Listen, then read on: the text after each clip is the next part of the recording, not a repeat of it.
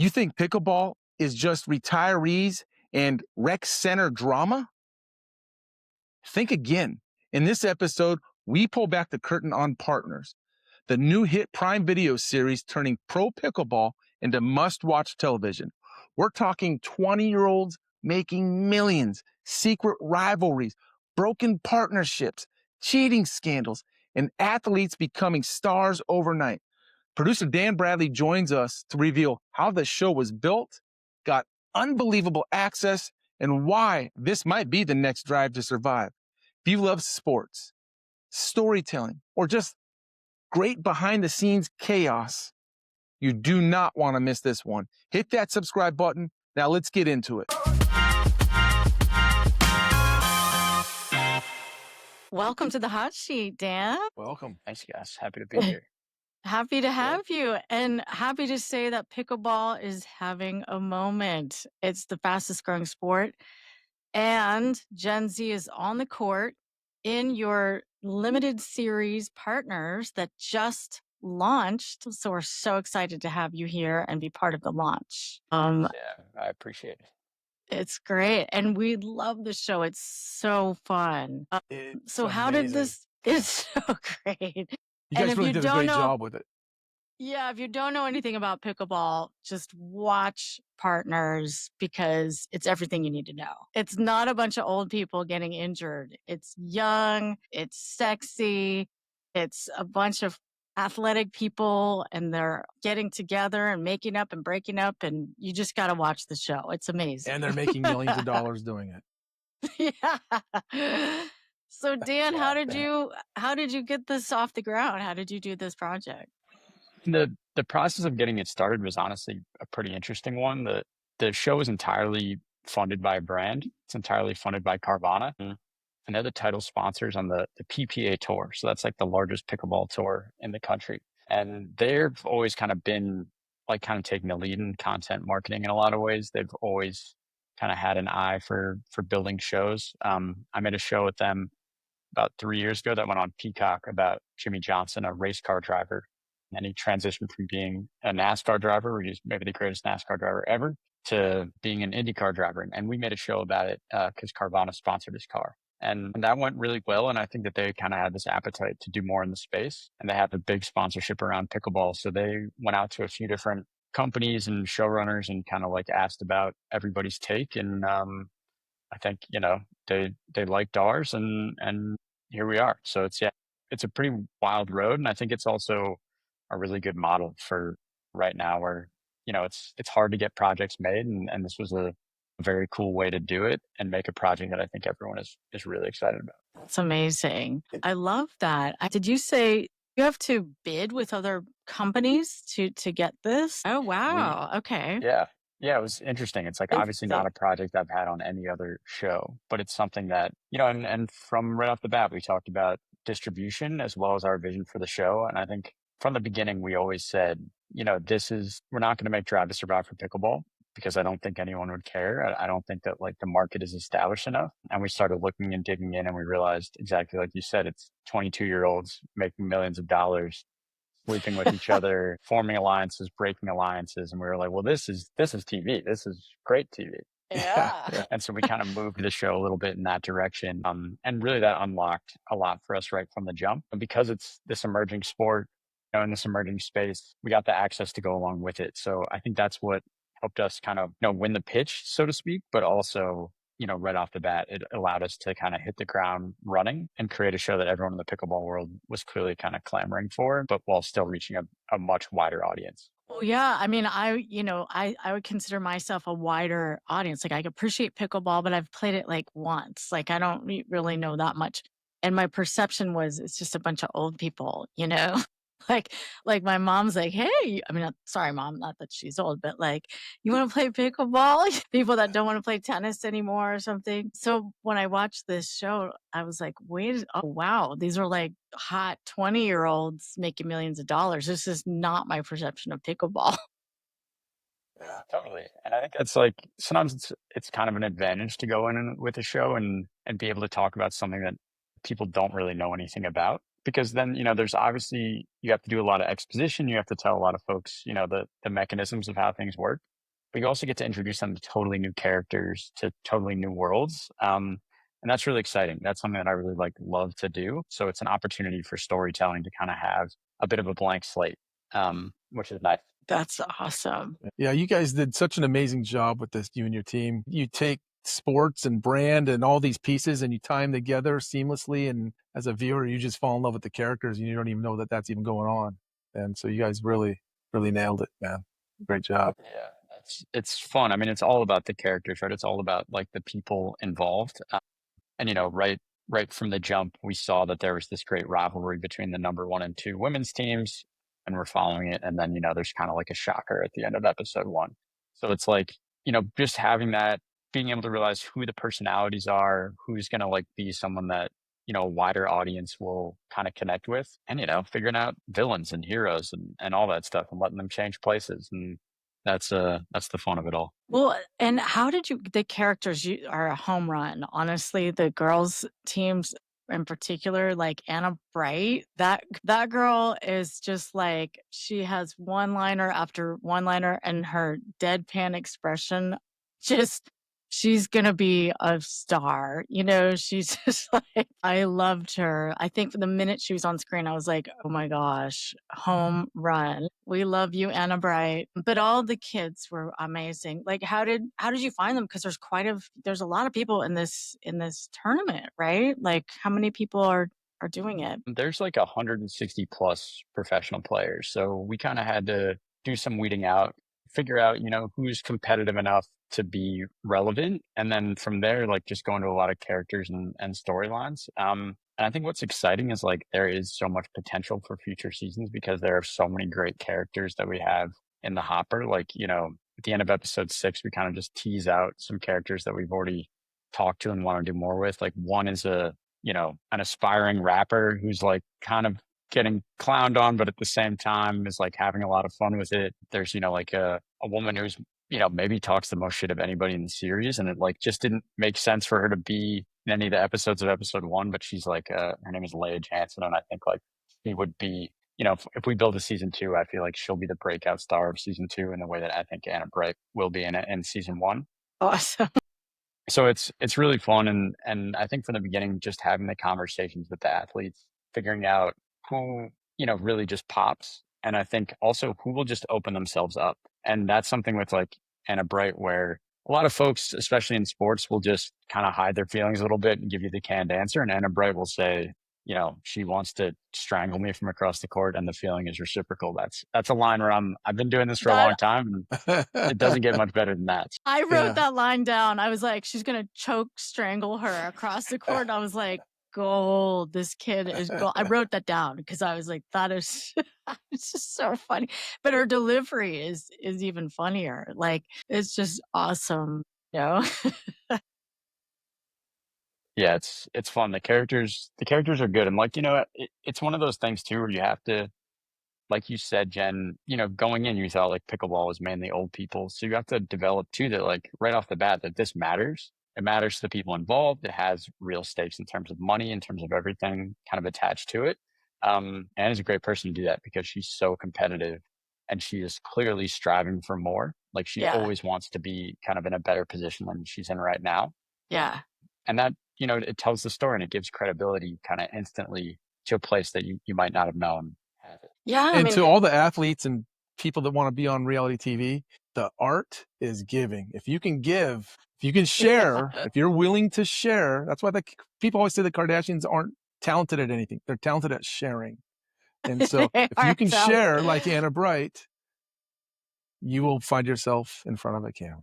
Sorry. It's totally true. And I mean, Yeah. look at, the Lamar Odom Untold that just came out. But Khloe Kardashian is she's truly opening up her soul on camera. And that's not an easy thing to do. And I understand why some people don't want to do it. But if it's something that you are able to do, it's disarming and it's something that people cling to. Well, I think the thing with Anna is that, she's just genuine. No one's scripting that for her, you can, it's just her, and you allowed for those blank looks on her face to just live on screen. And, that really, those moments, even though it's just like a beat, you get her personality, like you're just letting that be and not trying to make her, she's like unexpected because she's not like any other sports star you've seen, So yeah, no, really fun. All of them are great. She stuck out to me for sure. But Is there a day? I just want to get into pickleball for a second. Is there a day that she beats Anna Lee Waters? So there's like we'll play with some spoilers. I want people to watch the show. I won't go too deep, but her and her partner Rachel Rohrbacher, they had beaten Anna Lee Waters and her partner a couple times. So I think their all-time record is maybe like 6-40 against Anna Lee Waters and her partner. Anna Lee Waters is just so good, kind of the cream of the crop. Yeah, and Anna Bright, yeah. that clearly bothers her. And you kind of hear it throughout episode 1. Anna Bright talks about wanting to steal Anna Lee's sparkle. She talks about, like wanting to beat her, not wanting to give losers interviews anymore. And then at the end of the episode, you kind of hear this shocker that Anna Bright and Anna Lee Waters have both dropped their partners and they've joined forces. That was crazy. It's one of those things where like, we were shooting and, you're just like kind of like waiting for things to play out, over the course of a sports season. And sometimes they never do. But here it was like, okay, we have big drama right off the bat, like that happens right off the bat. We had, we followed a kid to Vietnam who was like kind of building his own brand and doing a lot overseas. And then there started to be tension with the tour about how much he was going overseas to Vietnam and if he was skipping tournaments to do it. And then, at the end of episode 2, we hear that he has been cut from the league. So it's like, there's definitely times where you're making a show and you're waiting for things to happen. And, there's some times where it just doesn't really. There's wins and there's losses and that's about it. Here it was like, okay, we're going to get a lot of things that happen really quickly. And that's, it's a blessing as a filmmaker. Well, that's right. And the whole thing that was cracking me up was that even the sports guy that runs it, the CEO, what's his title, Connor, he's like 25 too. Like the whole world is 25 and they're all making millions of dollars. And you're like, but it's nuts to just watch all of it. Like this guy has like, I don't know how he's done it in 5 years. He seems like he's 25 himself or 29. He says he's barely 30 or something, like, whoa. It's a pretty wild world. And I think that's like it's the fun thing where you get to approach it. And we knew that it was going to be a little bit more of a reality approach than kind of like, anything I've ever made. But at the same time, you have to let characters be themselves and you have to, kind of like make sure that you have empathy for everybody involved, make sure that like they come off, in a light where you're showing their down moments, but you're also showing their highs. And I think that was something that the whole league kind of allowed us to do. Within the first couple episodes, you see like Connor kind of allowing us to come into the room for some like contract renegotiations and things that like, wild. It's real access. And it is like kind of a trust in both sides that like, and it's a confidence too that like what they're building is kind of special and it's doing well. So, you can show some of the warts and some of that stuff because really what you're telling is a true story and the true story is like growth. But yeah, I definitely give a lot of credit to Connor for kind of opening up the doors. That was amazing. I mean, can you imagine being in an F1 or NFL like high exec meeting? No way. With cameras? No way. No way. Would not happen. It would not happen. And also Connor has 2 sets of twins, which is also insane. And he had 4 kids under 2 at one point. And wow, that definitely could have been its own show. We missed the window on that one, but that certainly could have been its own show. No, this guy is like on fire. He has 4 kids, a league, billions of dollars. It's just like, how do you have time to do anything? And he's teaching them, all the kids, how to play pickleball. And they're like this big, it's hilarious. To get access to meetings like that, was it the talent, the player saying come in? Was it, how did that happen? Did you ask to come in?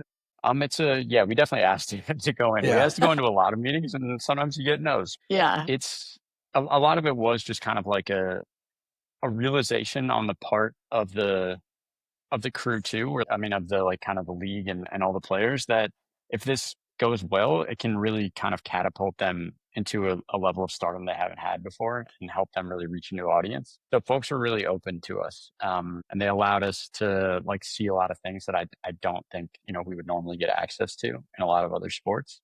But I give credit to like, That's great. to Drive to Survive, writing shows like that, because that's what kind of built the model where athletes can now see like, okay, this could be of a huge advantage to me. So it allows more intimacy because of the shows like that that kind of paved the way, even though, we're not making Drive to Survive, but it's enough of a comparison. An athlete can say, okay, if I open up the door to these folks, it can change my life.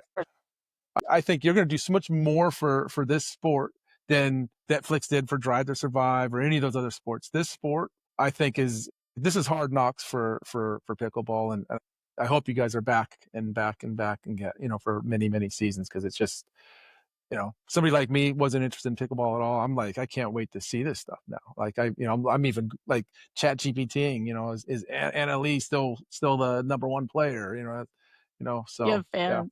But that's, I mean, I think you're right. Like Formula One or Drive to Survive, Formula One on Netflix, like that showed how you can merge the professional and personal challenges, like on and off the track. So it's not just the sport, it's not just about winning, it's about the game and who's in it and the players. And that was a phenomenal template that now other sports producers like you can do it in your own version with pickleball and these other sports. And it's just, yeah, it's really fun and expose people to the sport that wouldn't have otherwise.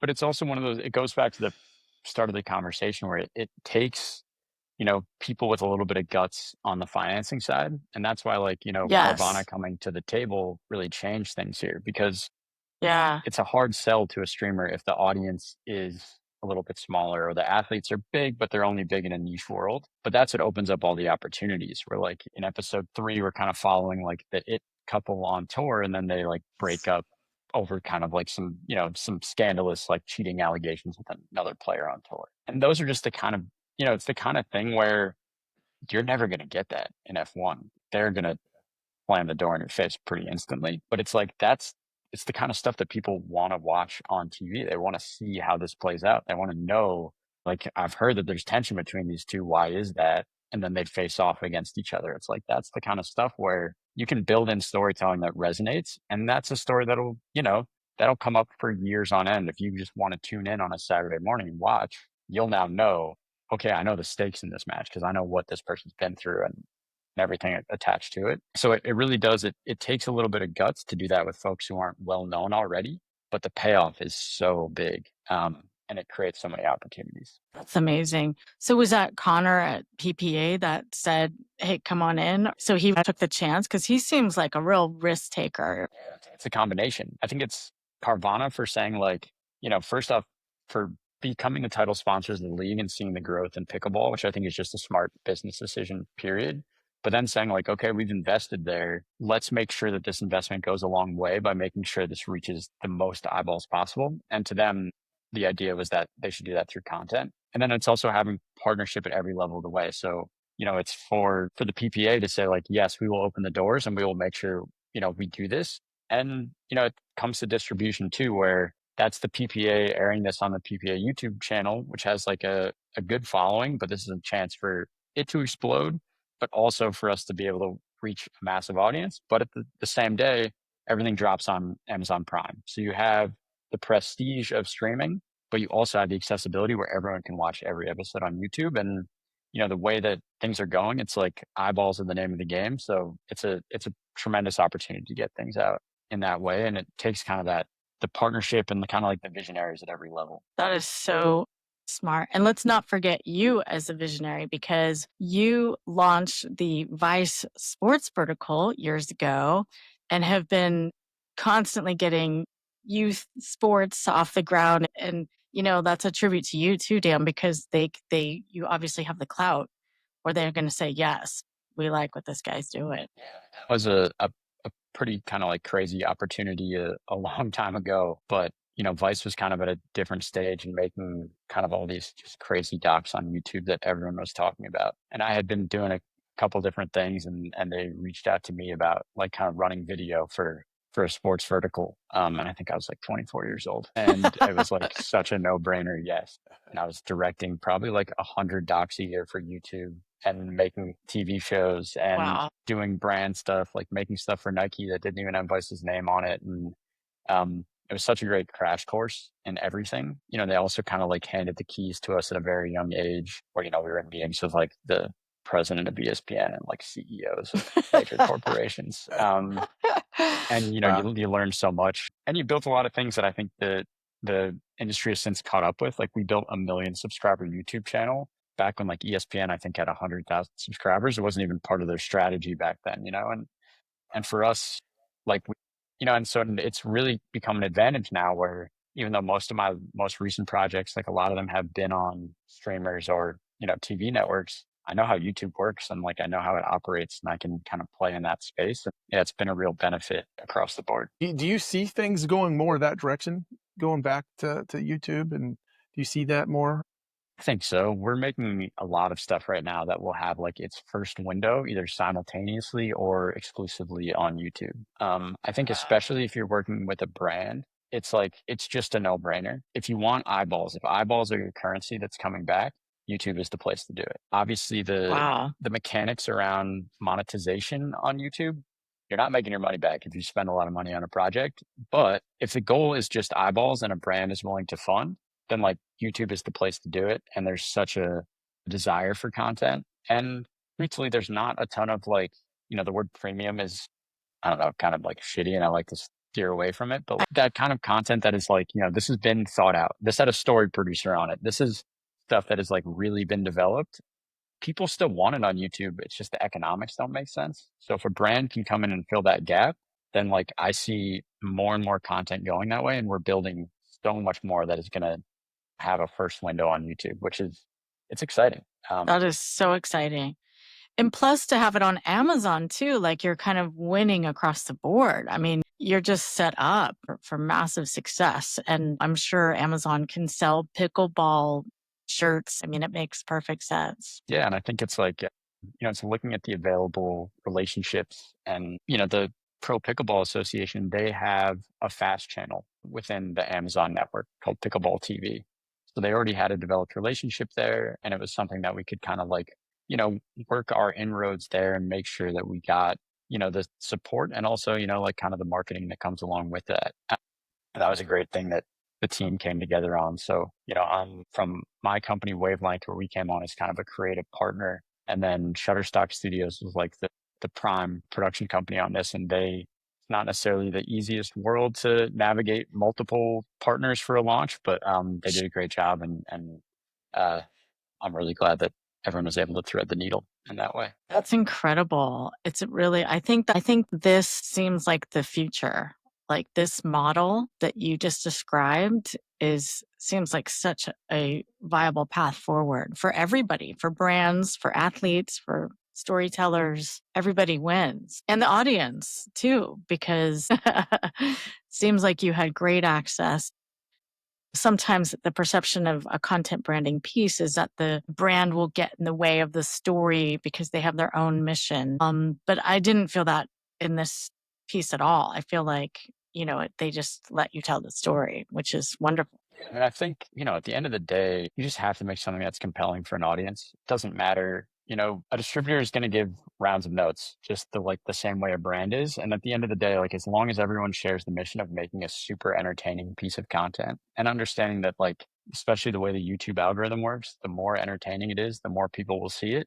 Yeah. And it's going to be better for everyone. So it's just making sure like you have the right, kind of partners in place. And, if you have the wrong people working on your project at a distributor, it can be a nightmare. And if you have the wrong people at a brand, it can be a nightmare. But thankfully, in this case, we had the right people kind of at each place. And, that's what leads to like something special. Do you know, did Carvana do anything like this before? Is this kind of their first dip at, shot at this? They've done some content in the past. That series with Jimmy Johnson as he transitioned from NASCAR to IndyCar. Oh, that's that right. was something where it was building episodes on the fly. It was a pretty quick turn. And they would air across Peacock and NBC Sports and then second window on YouTube, but nothing quite with this ambition.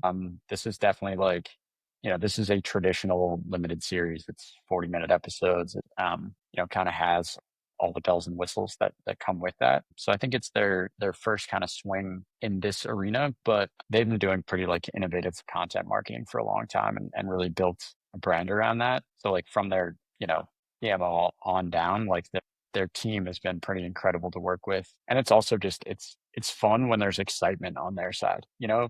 When we send an episode over, it's sometimes, there's very rarely a note of like, hey, why isn't there branding here, here, and here? It's more like, wow, when this happened, that was crazy. Like, and those are notes where you're like, wow, like That's this we're is on. fun. And like Yeah, that's, yeah. it's exactly what you want people to feel. So it's a great relationship. I just know from my experience viewing this, you just tied it all together so well. Yes, obviously the branding's there, I see it, but I'm not distracted by it. No. You have you've been working with sports a long time now. What is your approach to sports storytelling? What is your sort of ethos with that? 'Cause, and looking at your work, you obviously have a strong idea about sports. If you could articulate that. I think a lot of it is just kind of zigging when everyone else zags a little bit. I think since I came into the sports world, everyone was looking for the biggest stars that could be marketable to the largest audience. And I think that's just kind of like a way to lead to pretty unentertaining content a lot of the time. So from the beginning, it's always been if we have a huge star athlete, it's showing a side of them that no one's ever seen. And if not, it's showing people a world that they will want to know about. And I think like having the experience of making things for YouTube, you get to learn really quickly, like, well, I thought people would really want to see that and they didn't because no one watched it. Or like, hey, this worked. And, like we've really seen a big audience. So I mean, from the bat, like right off the bat with Vice, we made a series with Carmelo Anthony, and he was a huge star at the time, but he was kind of misunderstood and he kind of got labeled as someone who hated the media and hated press. And really, I think he just hated being asked the same questions every time. But we took him to Cuba and to Rikers Island and to Puerto Rico and let him like kind of do all these things that he wanted to do and see and interact with like sports culture and youth culture in all these different places. And it really, it opened up the conversations around Carmelo in so many different ways, but it also allowed us to see, right, we can do something different. We don't just have to show him doing a workout on a basketball court.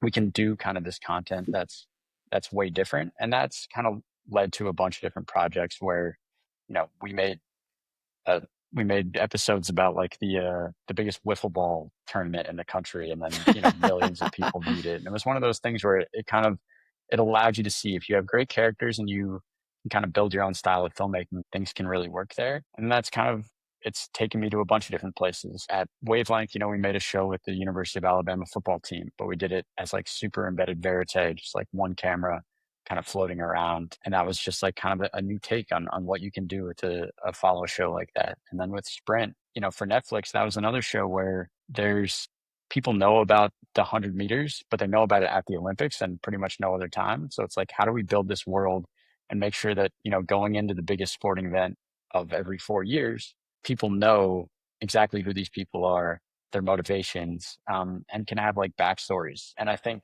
yeah, I love doing that. I love being able to tell the stories of people who are the world should know but don't. That is a terrific thesis. I love that. You just named it. And Sprint, by the way, we're just going to pause on Sprint on Netflix. Another one of Dan's films you need to see. It's like the big sport at the Olympics. But I didn't know Noah Lyles and Shikari. Like you don't know the journey that it takes to get there and their personalities and just the beads in the hair and like, just all the details that you guys brought to life. It really gives that sprinter, so much more depth so that when they're running and sprinting and getting that 100 meters, it means so much more. And you guys did a brilliant job with that film. Loved Yeah, it. And it was I right before appreciate the that. Olympics, which was super cool. Like it was like, here's the show, and then the Olympics air, and it was just perfect timing. Yeah, it was a crazy stretch too, because that one I wasn't like a part of the green light process. That was all box to box. But I got a call on a Friday to ask if I wanted to be a like co-EP on the series and kind of lead the field teams. And then by Wednesday, I was in Morocco for a race, and then I think I went from there to Florence, from Florence to Rome, and then from there to Poland. Maybe it was like a real whirlwind. And it was one too where like I had enough kind of baseline knowledge of the world to go in, and then you open up to entirely different things that you never saw. And, like that in that show, obviously we knew that Sha'Carri would be a huge part, but then her coach, Dennis Mitchell, is someone who like kind of always been a bit of like a bad boy of the sport, but then to see his relationship with her and the relationship with the other athletes he coaches, where it was something that was like so kind of pure and really like something that was really like aspirational to see in like a kind of coach athlete relationship. And it was fun to juxtapose that with him, mean mugging everyone who's not on his team and all of that. So you kind of, the world opens up for you as you see it. And you think you know your stars going in, and you probably do know a couple, but it takes time to get into the series and figure out who are the folks who are really gonna to pop on camera. They popped. Well, you do that. Now that this is fun talking to you because it's like you see these things like with pickleball, I mean, who knew about this sport? Like, I guess it's sort of easy to learn, right? So people get into it because it's like, it's not, it's like tennis, it's easier, but it's actually really hard to master. And then what I was amazed about was like how fast they are. Like it's just like incredible speed and strategy, and that's why like it makes sense that all these like young kids are really into it because it is so fast. And the reaction times are so fast. You're just like, whoa, the ball's just like it's hard to follow sometimes. So that gave me a real appreciation, for the sport itself, that it is strategic. It's not just like boring and slow and a wiffle ball, it's way more technical than I thought. You have like a really interesting thing happening where there's a lot of folks are coming over from tennis, where they have like a decent tennis career, but Yeah. they realize there's probably a path to more money in pickleball. But like the top of the top are all folks who kind of like grew up in the pickleball world, and they've kind of like maintained staying on top the whole time. So Anna Lee Waters, not to be confused with Anna Bright. It's not easy when your two top Anna female and stars both Anna. have Yeah. Anna. Yeah, it makes it a little complicated, but Anna Lee Waters, I think she just turned 19, but, making over $3 million a year in salary and is dominant at a level that like you can't quite comprehend. N- Just like so good week in, week out. And you have all these women who have come over. They've been pro tennis players, some like pretty successful pro tennis players, and they just can't beat her.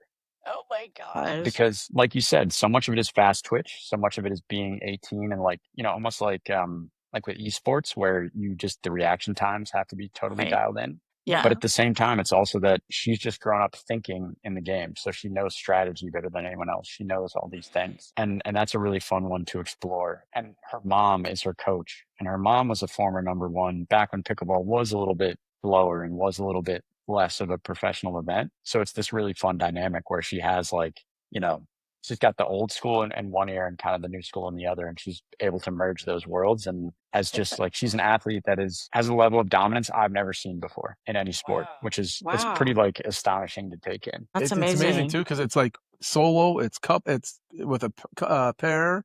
I mean, it's mixed. It's like she just dominates the whole ladder on that side of it. Totally. I mean, that's for us, like the thing that was so interesting is that the doubles part of the game is so much bigger than the singles part of the game. So in tennis, it's the complete opposite, right? Pretty much no one knows like who won the Wimbledon doubles. Pretty much no one even knows. They But had one. right. In pickleball, it's way more about the kind of the double side, the partnerships, playing with other people. So that from the beginning gave us something to key in on because those partnerships change all the time too. They're not assigned by the tour, and the players don't really have agents in that way. They're so fledglings.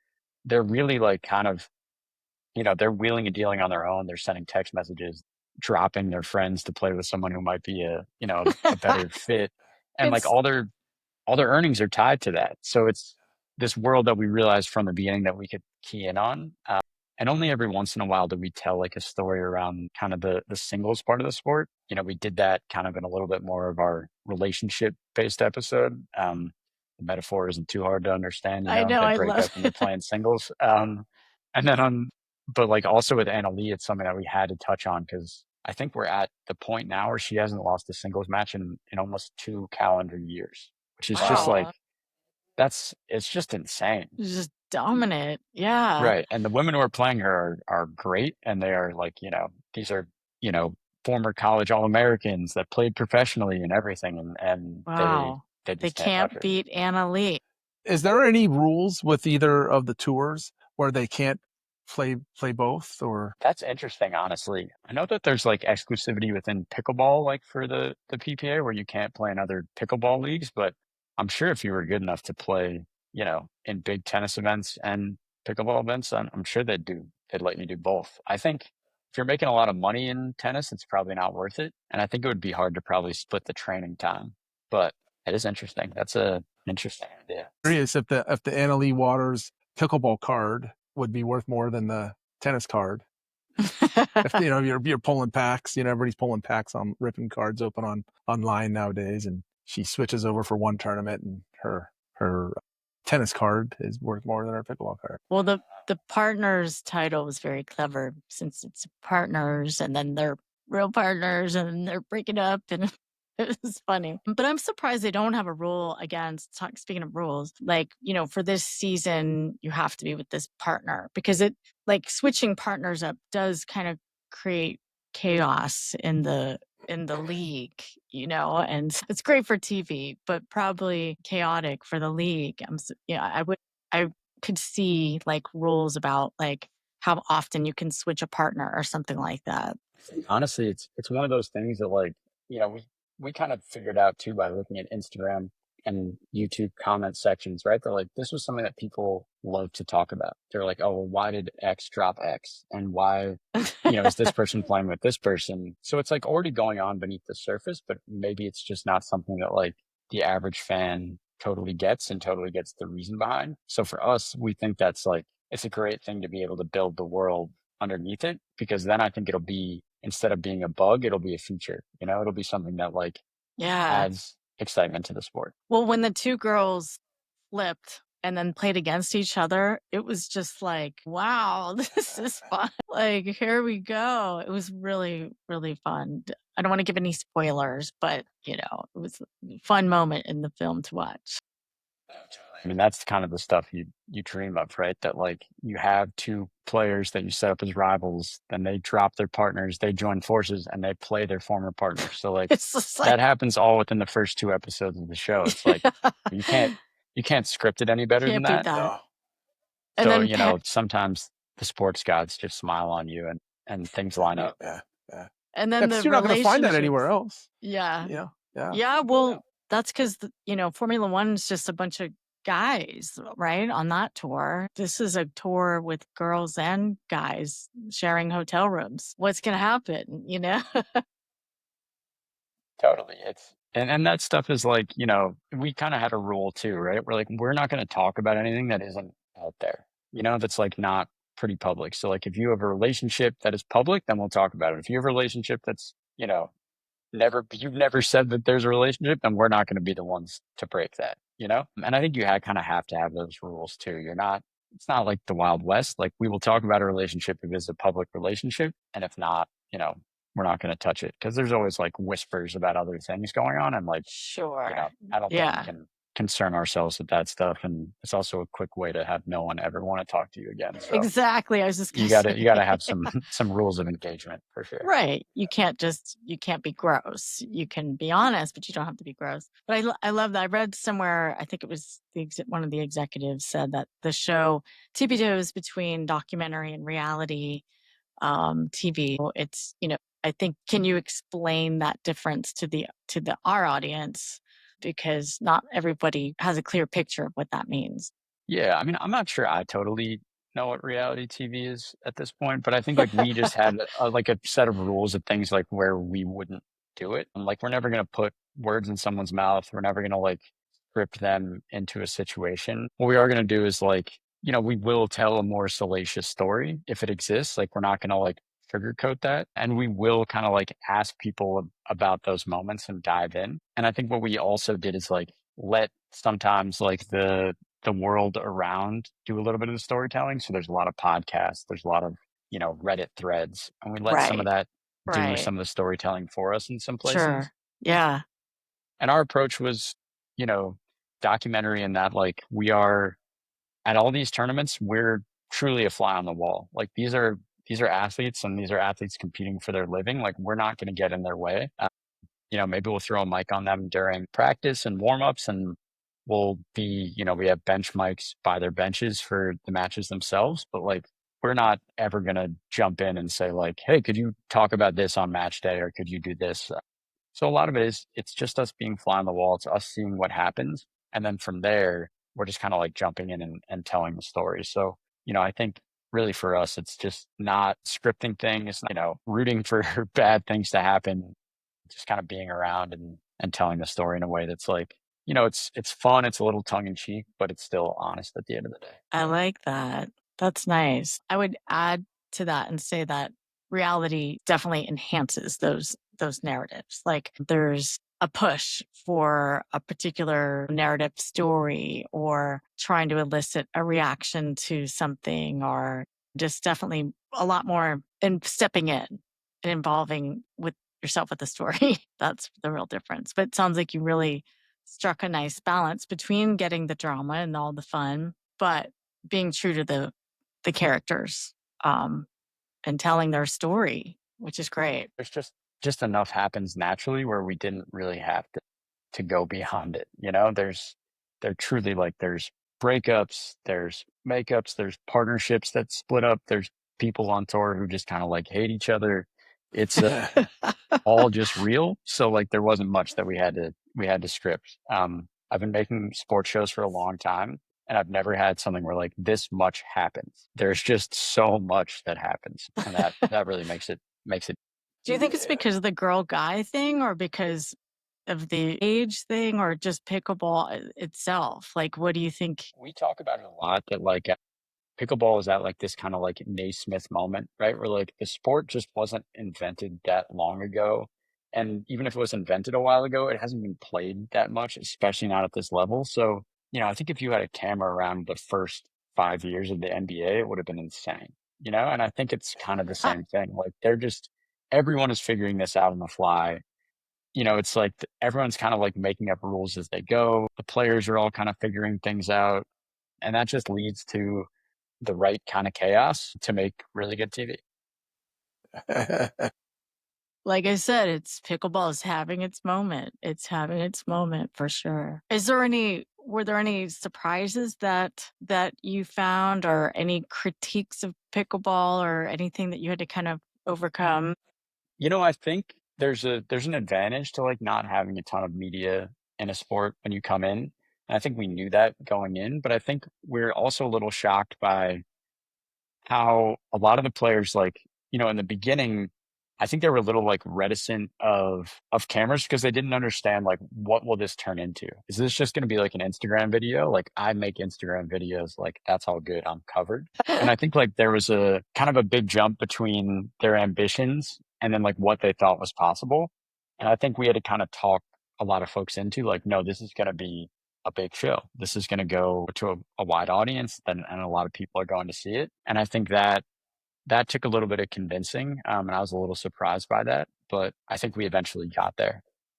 Because, right, they're used to being probably in control of their own social media and that sort of thing, and not having big players pay attention to them. Yeah, and I think that they kind of thought that this would be right. Like their world, everyone knows everybody's business in their world, like including just like on the podcasts and in like their media outlets. But the world is very insular. Like there's just not a ton of people that are Right. casual pickleball fans, and so I think like they just thought it would only go to the core fans, and they were like, well, they all know who I am. But I think like kind of being able to say like, hey, this will reach a bigger audience. This will have an impact that's a lot bigger than just kind of what you're used to. That took a little bit of explaining and took a little bit of time to get everyone on board. I would say the other challenge is they compete more than any other athletes I've worked with. They're playing almost like 30 weeks a year. Oh, So, wow. I mean, more, some of them more. And so then in their downtime, they don't necessarily want a camera around because it'll be 4 weeks in a row on the road and then 1 week at home. So they're like, I'm just trying to like see family and hang out. So it was hard to get those verite kind of off court moments just because the schedule is. So that was a challenge for us too. And a lot of the players live around the same area. So it would be, a trip down to Boca Raton and say, hey, give us 3 hours on this morning. Someone else will give us 2 hours in the afternoon. We're going to figure out how to put it all together. Oh, that's a smart idea. But yeah, it was like, it just wasn't the same as like, hey, we'll catch you in the off season. Like there is no off season. So that made Wow. things a little tricky. So are they traveling all over the states or the world, I guess, right? Or what's the circuit? What does that look like? It's mainly around the States, but it's really expanding to be around the world. We touch on it a little bit in the series, how Asia especially has kind of gone crazy for pickleball. Right. So Yeah, I'd yeah. expect more and more that the tour will be out there. But yeah, for the most part, it's around the States. And then our show we travel to Vietnam also within our series. But yeah, Yeah, I most loved players, but that. D, QD. QD. He was sweet. I liked him. Yeah, he's a great character, and his dad is like you know, a really classic kind of show dad in a way where you think you know him in the Totally. beginning and then he's got a lot more depth than you think too, and you kind of understand where he's coming from.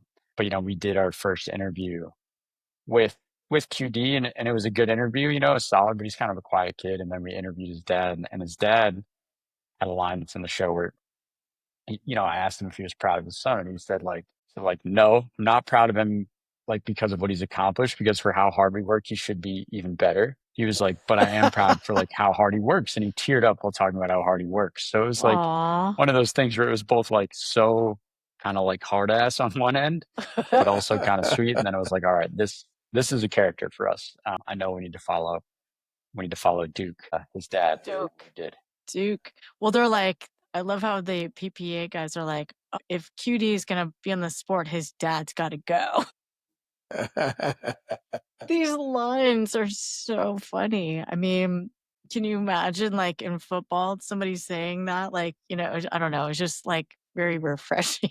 uh, Absolutely.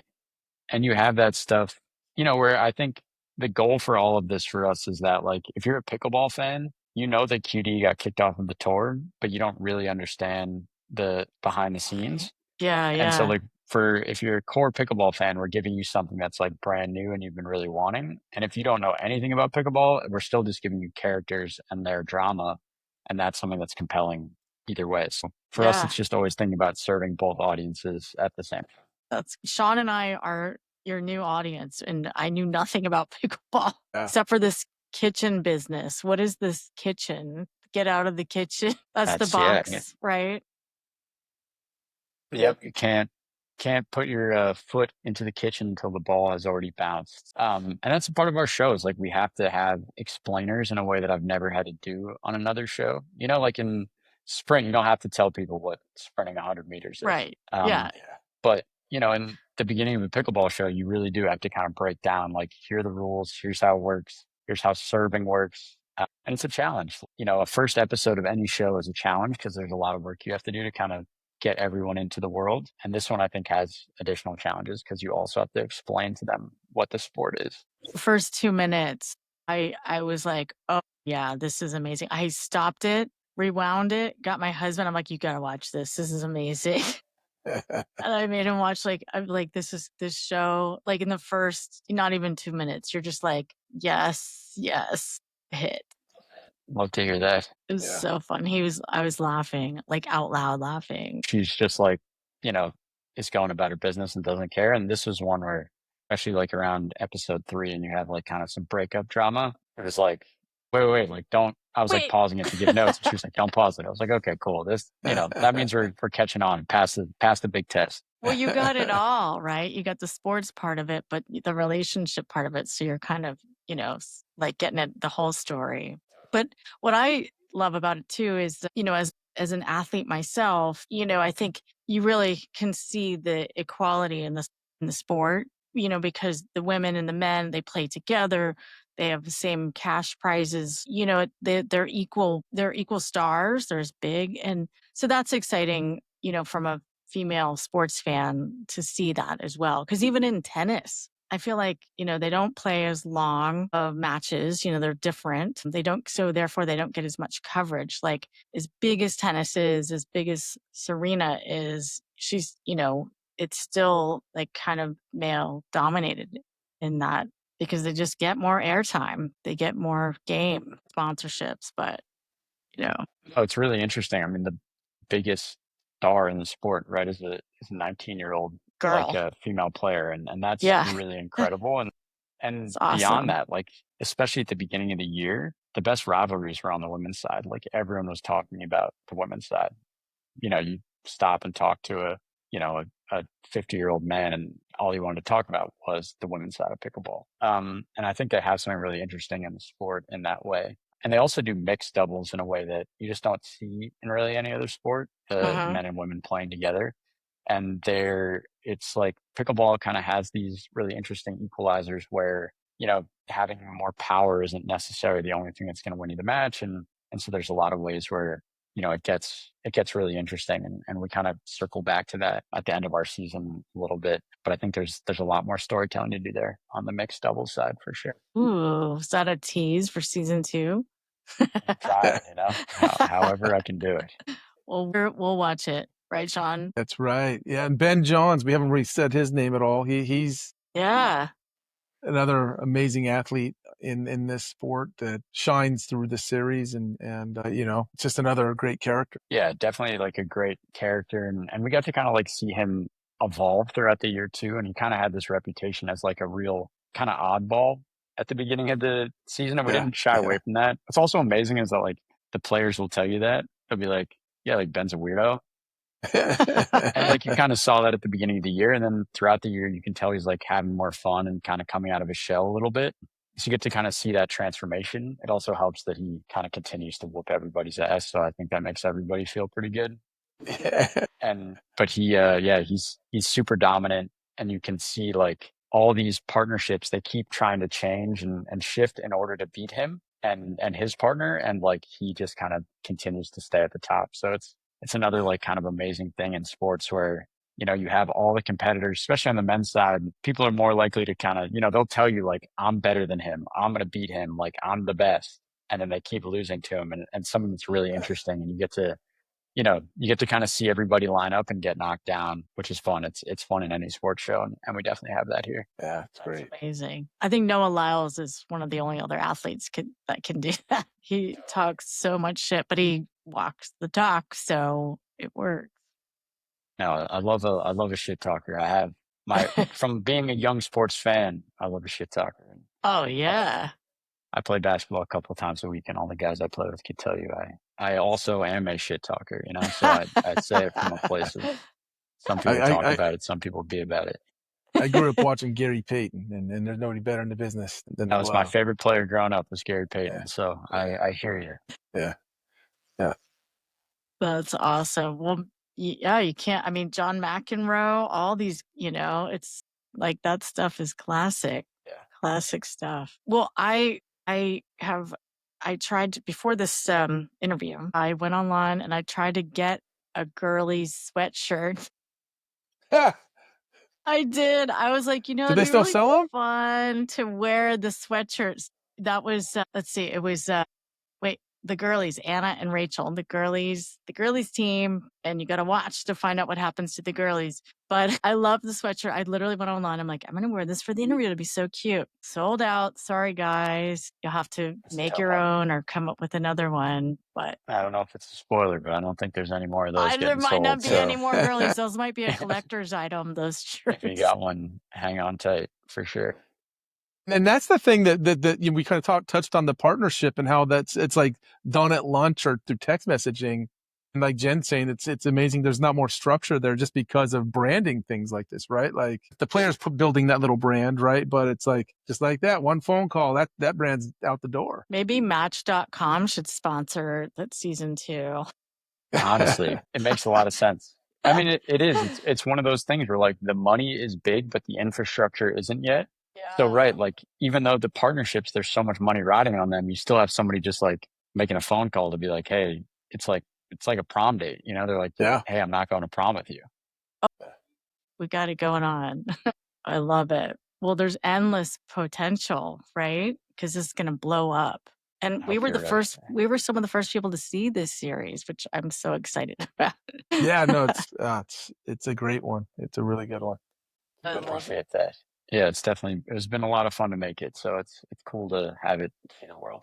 In your experience working with brands and getting brands on board, like I'm sure there's been projects in your past where you have a great idea, maybe you have access to talent or access to a league, and you got to approach a brand. What's the best approach to a brand? How do you pitch a project to a brand? How do you do that? I think first of all, I think it's hard to like have an existing project and pitch it to a brand. It's like, you know, essentially like if you have a project that already exists, they don't get to put too much of their input into it. They don't get to build it with you. It's really hard to do that.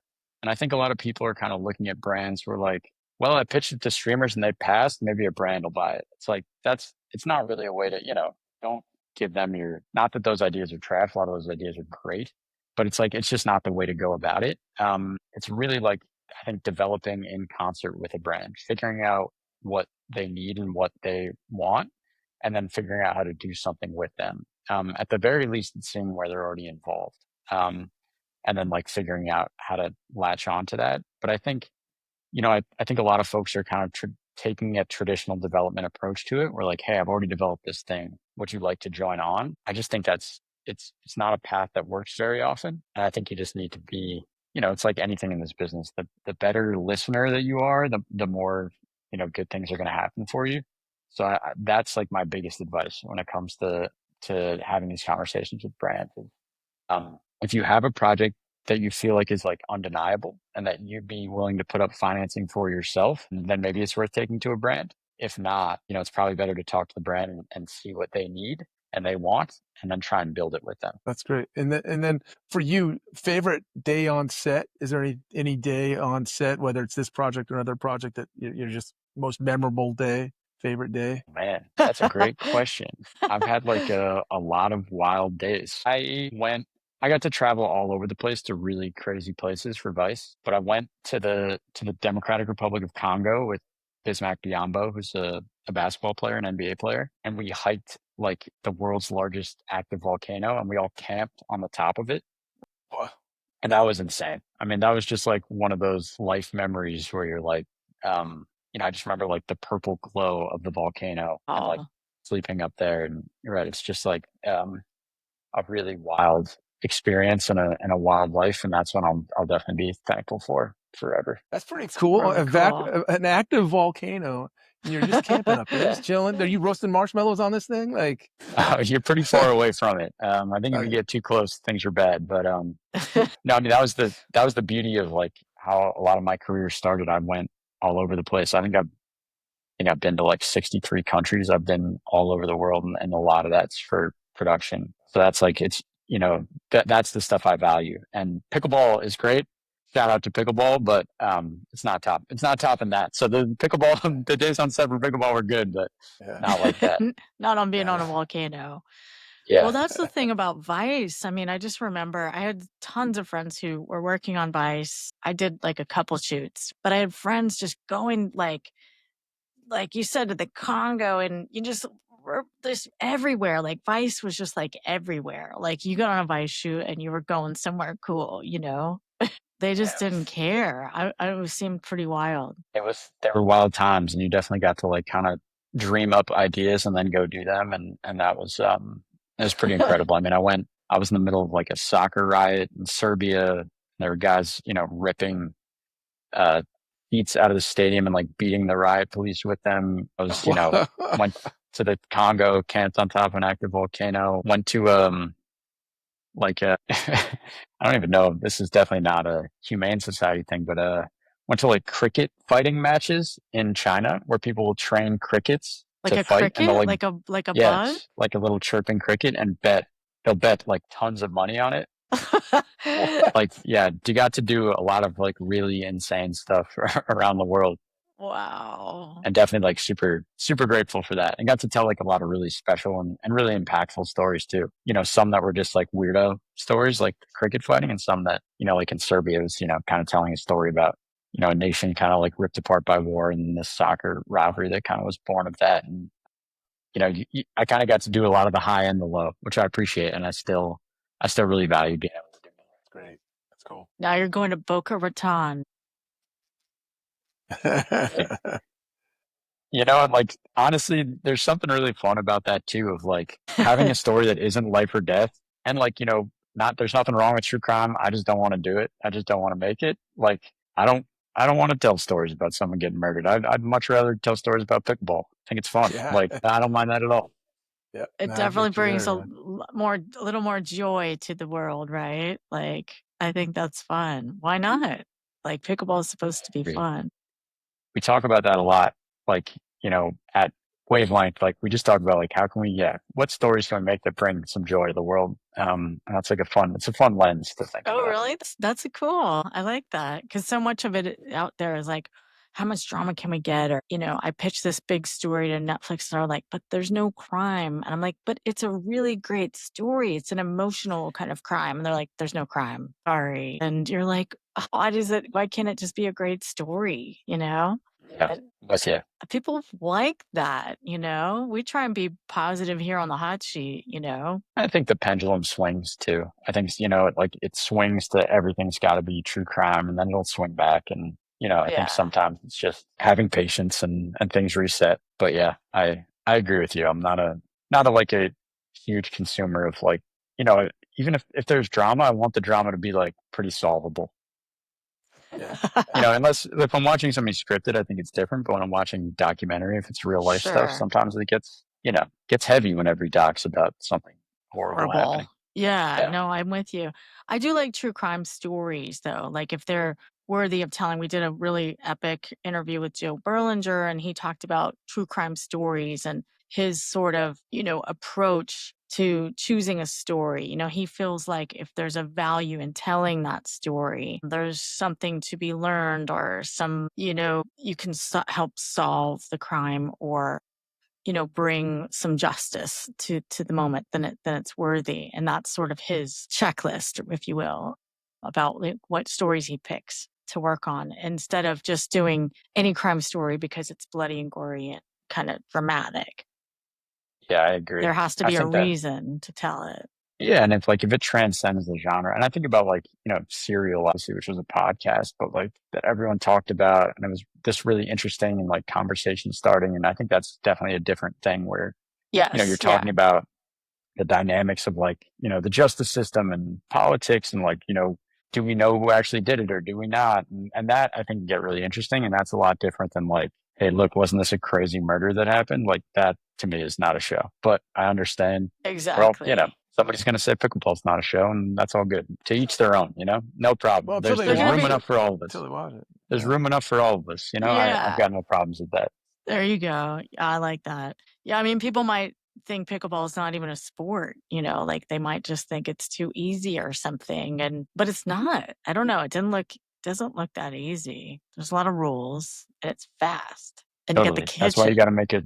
I think that was like a big part of it for us too, was making a trailer that we felt like really stood out. Or like, the first 2 minutes even of the first episode, just making it almost like a trailer in itself. Or like, there's going to be a lot of people that aren't sure about this and we got to make them sure right from the jump. So that was definitely a big effort of this show.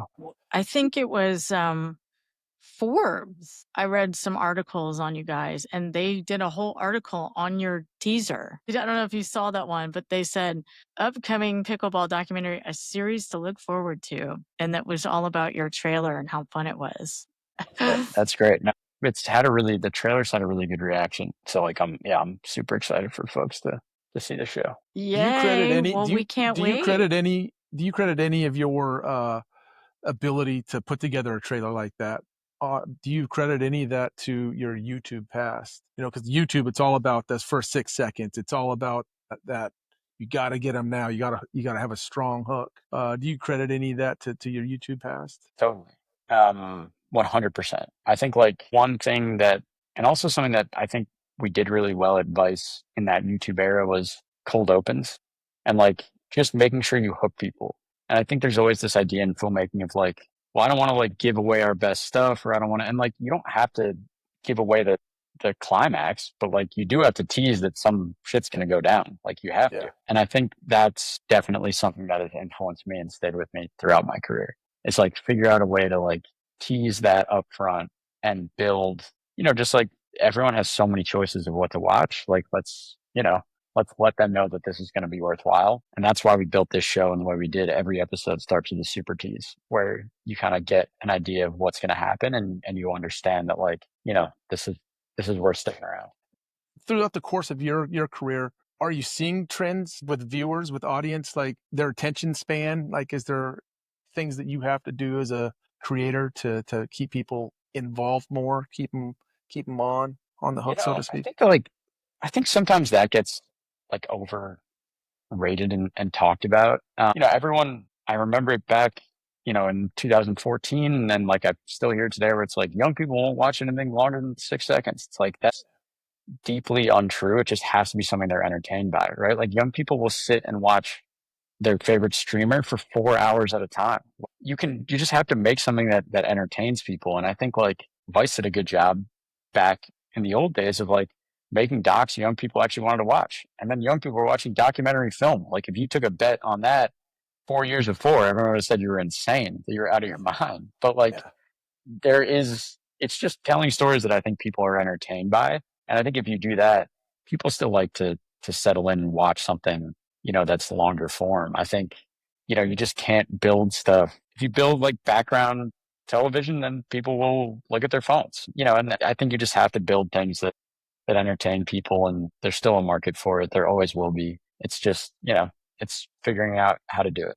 I think that changes a little bit, but you can't do the same thing you did 10 years ago. But I think there's still always a market for long form content. I think that's great. I love that. And I think with those articles, sometimes it like we lose sight of the forest to the trees a little bit, where it's like, okay, but like what movies have come out that are like really like that a teenager should have gone to the theaters for in the last couple of years, or like a 20-year-old. It's like, Yeah. we're not really making those movies and we're not putting them into theaters. So like, it's not, you can't blame them if you're only putting out like animated Pixar movies, Marvel movies, and like, like whatever PTA film is coming out. Like, and they're all cool. They're all good. They all have their own space, but like maybe we're not making movies for that demographic anymore. And if that's the case, then like can't blame them for not going, I think. I like that. That's my film rant. There you go. Yeah. I like one last thing before you leave. Any tips for us with YouTube? Like, we're new to the YouTube beast, and yeah. I mean, what do you got for us, man? Hit us with your best shot. I think a lot of it is like, I think cold opens are super important. I think like trying to hook people right off the bat. I also think that it just like, it takes a little time to build your audience. And I think just like having the patience there to do it. And like knowing supply and demand within that. I think right now there's a thing, especially like online, I see it with like influencers do it all the time, where like one thing hits for them, so then they make the same video 20 times. And like, honestly, sometimes streamers do it too, where like one thing works, so they do it over and over and over again. But when you're publishing your own content, you can't do that. Like you can take the learnings from it. You can help it influence you, but like you still have to diversify what you're doing because you want your audience to keep coming back. It's not just about a splash. So I think like those two things were always kind of big, like thinking about, how do I make sure each thing is different enough while staying in the same bucket? That's like been a big thing for me on YouTube. I like that. That's great because people like variety. I mean, that's the beauty of YouTube is, you can watch all kinds of stuff, and that is the beauty. You can flip around. So your algorithm might have pickleball, might have something else, but you get to choose from all these different things. Like nobody's going to just watch pickleball 24/7. It just has to be interesting. I think that's the moral to the story. Just tell a great story and it'll happen. So what's next for Dan? We've got your series launched and then you have a podcast too, like that you're launching. I'm executive producing it. It's like from the mind of Christine De La Rosa, who's a great filmmaker that I've worked with for a long time. But it's a video podcast all about elite athletes becoming moms, and it's really interesting. It's kind of like their takes on motherhood and that journey. There's some non-athletes as part of it too, but it's really interesting guest list hosted by Skylar Diggins, 7-time WNBA All-Star, gold medalist, mother of two, Cassidy Hubbard, who's the lead NBA reporter for Amazon, and a mother of one. And they have guests that are pretty incredible, like Sean Johnson, the gymnast, Lisa Leslie, Allie Loves, like all of these people who are like kind of involved in the sports world, our mothers, and kind of all talk about that journey in a way that's really, really interesting. So I'm excited about that one. And that premieres May 7th. So today, the Oh my episode's dropping gosh, May 7th. So today. that's Congratulations. And where do you Congrats. catch it? Where can you watch it? On on YouTube? beautiful YouTube. Yeah, back YouTube. to it all Look, comes back. Dan's having a big week. 2 shows launching this week. That's incredible. 2 shows and a commercial with Ken Jeong for Espolón Tequila, all launching this week. All obviously Wow. shot different times, but yeah, it's a Wow. big week for me. So I'll take That's it. amazing. Well, I hope you get to That's awesome. celebrate and get some rest and both, maybe both. Well, congratulations. We can't wait for the world to see Pickleball and have a great time watching it. And season 2, let us know when season 2 comes out. Can't wait to be back for season 2. Yeah. Yeah. But thank you wait to guys. have you This done. is awesome.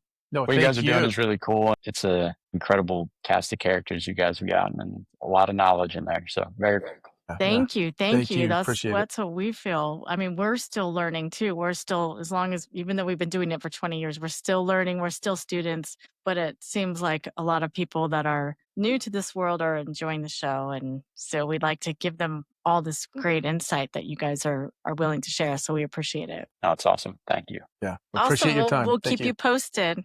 Sounds great. I'll talk to you guys soon. All right. Thanks a lot. All right. Bye. Bye-bye.